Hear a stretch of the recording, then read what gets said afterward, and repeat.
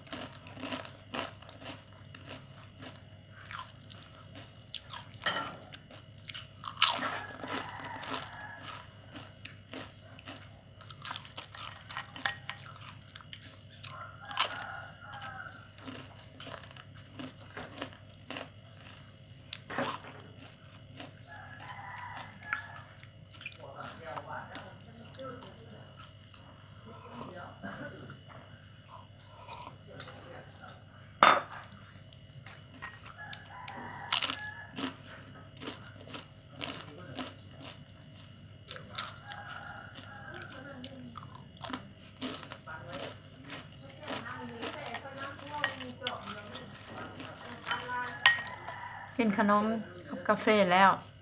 มากินข้าวต่อ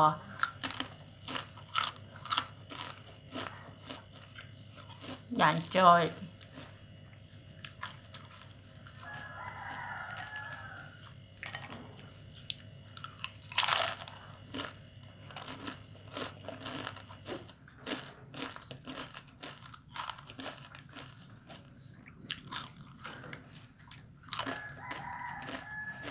ขนมอันนี้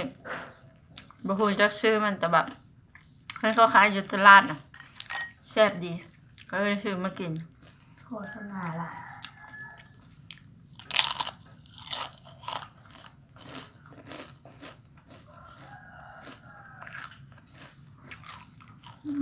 ข้าวผัด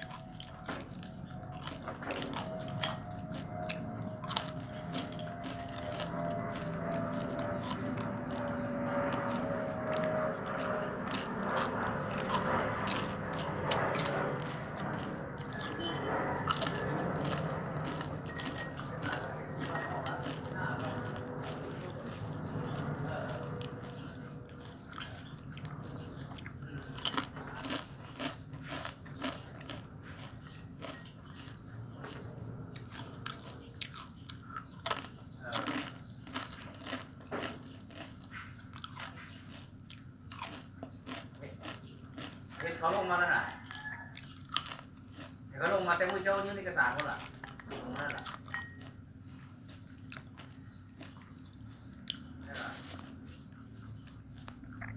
เออ